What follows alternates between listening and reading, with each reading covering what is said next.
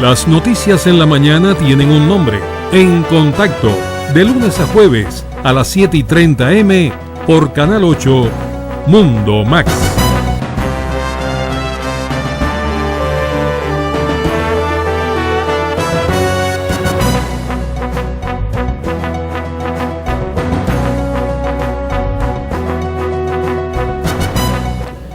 Muy buenos días, Miami. Muy buenos días a todo el sur de la Florida.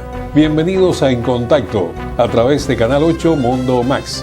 Este servidor, Daniel Torres, como de costumbre, les agradece muy sinceramente por esta sintonía, cuando en el día de hoy tengo como invitado al periodista cubano Pedro Corzo, un analista político, para quien tengo los muy buenos días. ¿Cómo estás tú, Pedro? Buenos días, Daniel. Gracias por esta invitación. Bueno, esta propia semana, el sábado, llega el Papa Francisco a Cuba, en una visita que se va a extender hasta el día 22 y después viene para acá, viene para los Estados Unidos.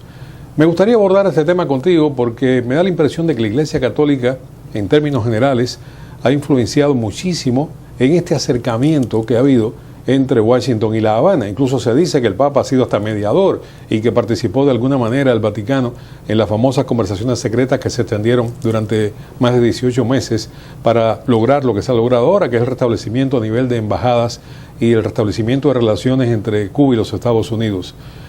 ¿Cómo ves tú esta visita? ¿Piensas que va a dejar algún legado, que va a dejar algo en una Cuba que tiene una doble moral, que acaba de arrestar a 50 disidentes y opositores el domingo, ha paliado a disidentes y opositores en los últimos días, en las últimas semanas, aun cuando están construyendo el altar en la plaza cívica, llamada Plaza de la Revolución, para que el Papa haga allí su primera misa, y hay dos discursos, uno para el exterior y otro para el interior? ¿Cómo ves tú esta presencia del Santo Padre en Cuba? Mira, para mí es muy importante, y yo creo que fueron trascendentes las visitas papales anteriores, y me parece que esta también va a dejar huellas. Pero en la situación cubana también hay singularidades en las cuales los papas pueden verse pues envueltos dentro de los problemas internos que padece el pueblo cubano, provocados por el gobierno al cual el Papa está visitando. Porque si el Papa va en condición de jefe de Estado, o sea, del hombre que dirige el Vaticano, un Estado con todas las de la ley, pues tiene una serie de obligaciones, una serie de compromisos. Pero si el Papa va como pastor, como el individuo que sintetiza una serie de valores filosóficos y religiosos, y que tiene un compromiso muy definido no solo con los pobres, sino también con los que sufren, con los que padecen la represión, el Papa se ve obligado, estaría obligado, desde mi perspectiva, a asumir una posición más pública en el aspecto político, aunque esto sea demasiado humano quizás para la Iglesia. O sea, creo que es una situación muy complicada, muy compleja, que solo va a poderse dirimir después que el Papa se vaya a la isla. Recordemos durante la visita de Juan Pablo II, se generaron muchas expectativas. Todos creíamos que con la historia que tenía el padre Juan Pablo II, de lucha contra el comunismo, de reivindicación de los derechos humanos, de las libertades fundamentales del ser humano, pues iba a tener una actitud más activa, más comprometida con la democracia en Cuba. Lamentablemente no fue así. Lo mismo ocurrió con Benedicto XVI. Tampoco tuvo una conducta adecuada, en mi opinión, con los que en Cuba demandan derechos humanos y respeto a la dignidad del hombre. No creo que lo haga Francisco. Me parece que Francisco va en otra medida, y es tratar a preservar la institución como tal, o sea, la Iglesia como tal, y no comprometerse, no enrollarse, digamos así, en los conflictos internos que tiene el pueblo cubano con el régimen que lo dirige. Bueno, el régimen cubano, antes de la llegada del Papa, ha dicho que va a liberar a 3.000 o más presos en Cuba. Creo que ninguno político. De todas formas, el régimen castrista tiene una modalidad y trata de amañar esta situación. En Cuba no hay presos políticos porque Cuba no los considera presos políticos. O sea, te arresta a ti por un problema político, pero te acusa de desacato, o te acusa de escándalo público, o te acusa de alguna invención, como por ejemplo hay opositores que han sido acusados por robarse un saco de cemento, y entonces por un saco de cemento te colocan 15 años de cárcel en Cuba. Pero bueno, ha hecho un gesto, al parecer, el titulado presidente Raúl Castro y dice que va a liberar a más de 3.000 presos. ¿Cree que esto tenga realmente una consecuencia con referencia a los verdaderos presos políticos que puedan salir a la luz y que puedan salir a la libertad? Daniel, no lo creo. El gobierno cubano, en visitas papales anteriores, también ha soltado presos, en su inmensa mayoría presos comunes. En este momento está haciendo lo mismo. Creo que en los 3.000 y tantos que va a liberar, hay 2 presos políticos. Uno de ellos ya fue liberado. Y presos políticos, ¿por qué? Porque fue herido cuando fue a atravesar una zona minada, porque ese es un aspecto que un día deberíamos abordar. Cuba es el único país del mundo que su gobierno tiene minado su territorio. En Guantánamo. En Guantánamo. Sí. O sea, no hay ningún otro lugar del mundo que tenga minado su territorio, porque en Colombia hay minas, pero no son minas antipersonas puestas por el gobierno, son minas antipersonas puestas por la FARC o por el ELN. En Cuba no. En Cuba es el propio gobierno cubano el que ha minado su territorio y el que ha causado que un número importante de personas hayan resultado heridas por las explosiones de estas minas, de las cuales el gobierno no sabe bien ni dónde las tiene situadas, porque no hay una, no sé si el término es correcto, no hay mapas. No hay mapas sobre dónde están ubicadas. Sí. Sobre dónde están ubicadas. Y esto es un punto importante. Este muchacho, que ya es un hombre, a los 17 años, si mal no recuerdo, resultó herido al tratar de ingresar a la base naval de Guantánamo y una mina explotó y resultó herido seriamente y estuvo o ha estado entre 22 a 23 años tras las rejas. O sea, una situación que refleja la crueldad del gobierno cubano y su poco respeto a las personas que tratan de hacer uso de un derecho elemental, como es el querer abandonar el país para tener una vida con nuevas oportunidades. ¿Hasta dónde el Papa se va a involucrar en eso? Regreso a mi tema inicial. Realmente yo tengo la misma inquietud que tú. En la agenda del Papa no está entrevistarse con la oposición cubana, no está entrevistarse con las damas de blanco. Sin embargo, las damas de blanco, que vuelvo al punto, fueron arrestadas nuevamente este pasado domingo, están intentando un acercamiento con el Papa. Esto sería realmente importante si en definitiva la Iglesia Católica cubana accede a darle esta oportunidad.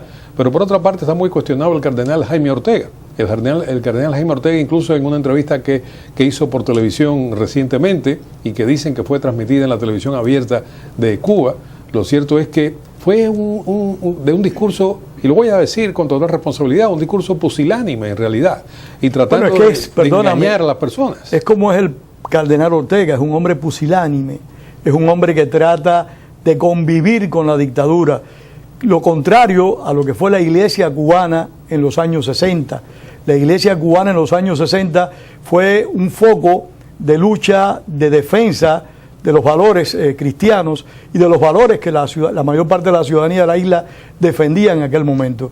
Hoy no es así, lamentablemente. Hoy la iglesia tiene otra actitud.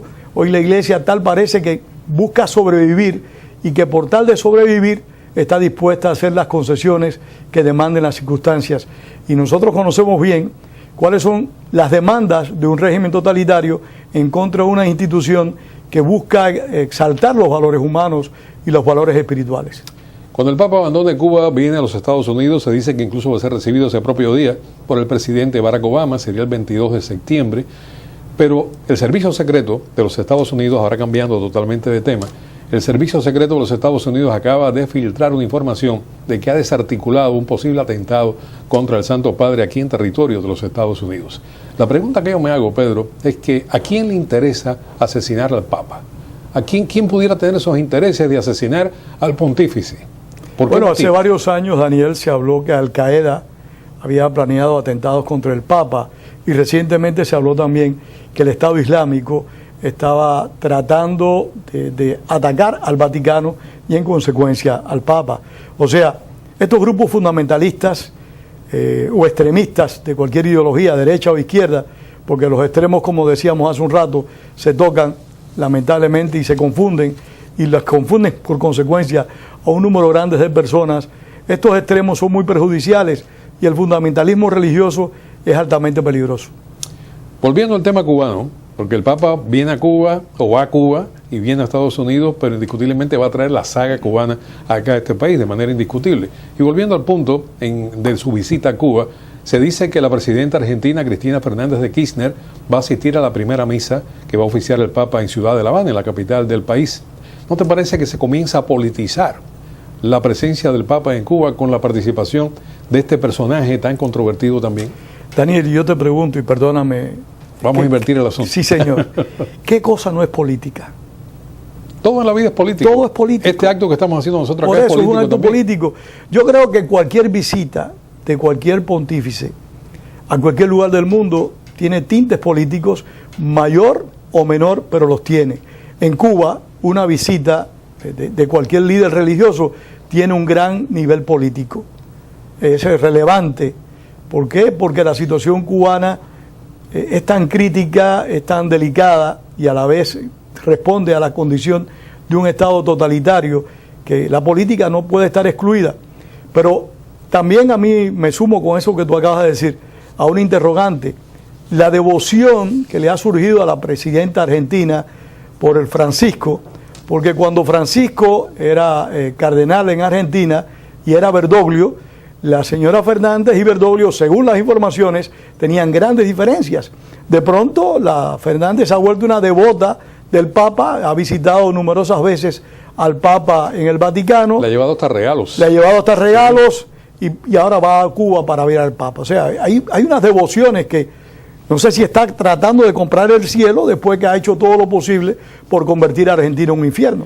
Sin embargo, la carrera política de ella está terminada. No, realmente no sé hacia dónde se dirige. Mira, estos líderes, tú no sabes, en mi opinión, cuándo concluyen sus carreras políticas, porque ellos siempre pretenden ser como las aves fénix, resurgir, resurgir, resurgir. Y ella tiene un hijo, su hijo Máximo, que pretende meterse en política, que de hecho está en política, pero pretende llegar a tener en política una mayor presencia. El kirchnerismo, al igual que el peronismo, son elementos, son factores que van a sobrevivir al gobierno de la señora Fernández. ¿Por qué? Porque no es una ideología, pero es un conjunto de personas que se ensamblan detrás de un proyecto para cubrir una serie de intereses. Bueno, tú me comentabas, y vuelvo a cambiar el tema ahora en 180 grados tal vez, tú me comentabas antes de comenzar este segmento que estás escribiendo un artículo sobre la política en los Estados Unidos. Y quiero aprovechar justamente esos conocimientos que tú tienes de política local, de política norteamericana, para referirme a una encuesta, una nueva encuesta. Las encuestas están de moda. Se hace una encuesta 3 y 4 diarias, se hacen ahora en plena campaña por la presidencia de los Estados Unidos. Y la última encuesta acaba de hacerla el Washington Post en asociación con ABC News. Y le está dando al señor Donald Trump 33% de la intención del voto si fueran las primarias republicanas en los Estados Unidos. O sea que Trump sigue insultando a las personas y sigue subiendo en las encuestas. ¿Qué te hace pensar que esta política de Trump, que muchos criticaron, que decía que se desinflaba en el camino, que eso no iba a funcionar, que no era un verdadero político, ¿por qué motivo, desde tu punto de vista, Trump sigue ascendiendo las encuestas? Yo creo que el problema grave está en los políticos, pero también está en la masa electoral. Yo creo que el electorado ha perdido niveles, su capacidad de asumir juicios realmente serios sobre las personas que aspiran. La política en términos generales, en mi opinión, no solo en Estados Unidos, en el mundo entero, ha sufrido un serio deterioro, porque los liderazgos en muchas ocasiones están fundamentados en intereses, no en ideas, no en proyectos, y eso le ha hecho daño al elector y le ha hecho daño, o sea, un daño mutuo. Ha sido una confluencia de perjuicios que a la larga va a afectar a la democracia. Y hay un punto a destacar, y es que estamos viendo en Estados Unidos discursos de corte populista, donde se plantean posiciones extremas que realmente te hacen pensar si está llegando a Estados Unidos el estilo político de líderes latinoamericanos del corte de Hugo Chávez, de Evo Morales, de Fidel Castro, que proponían el cielo estando conscientes que no podían hacerlo. Bueno, ya lamentablemente no tenemos tiempo para continuar conversando contigo. Sería realmente interesante hacerlo porque los temas son fascinantes, pero recuerdo ahora que tienes un evento que me gustaría que le recordaras a los televidentes porque tiene entrada libre. El próximo martes 22 vamos a tener un encuentro que se llama Los Desaparecidos del Castrismo, en la biblioteca que está en Coral Güey, la 94 Avenida. Se conoce como la biblioteca de Westchester. La biblioteca de Westchester. Ahí es un lugar que realmente nos los prestan con frecuencia al Instituto de la Memoria Histórica Cubana contra el Totalitarismo, y estamos invitando a todos tus televidentes a que compartan con nosotros las experiencias de hombres y mujeres que vieron cómo cayeron en combate un número importante de personas, cómo fueron fusiladas un número importante de personas, pero cómo los restos de esas personas nunca fueron entregados a sus familiares, cómo se desconoce el lugar donde están esas personas sepultadas. Pero es que también hay otras personas que han sido apresadas, han sido detenidas y que no se conoce su paradero, no se sabe si están vivas o muertas. Por eso esta conferencia, Los Desaparecidos del Castrismo, que ha coordinado José Luis Fernández, y que creemos que va a llevarle a la población una información muy real, muy cierta, muy penosa, pero que demuestra que si en Argentina, y volvemos al tema de Cristina Fernández, hubo desaparecidos, en Cuba también ha habido desaparecidos. Repite la fecha y la hora. Martes 22 de septiembre a las 6 de la tarde en la Biblioteca de Westchester, Coral Way y la 94 Avenida. Muchísimas gracias, Pedro. Gracias, ya estaremos acompañándote, como que no. Gracias a ti. Continuamos, amigos, nuestro magazine informativo. Usted lo conoce, se llama En Contacto.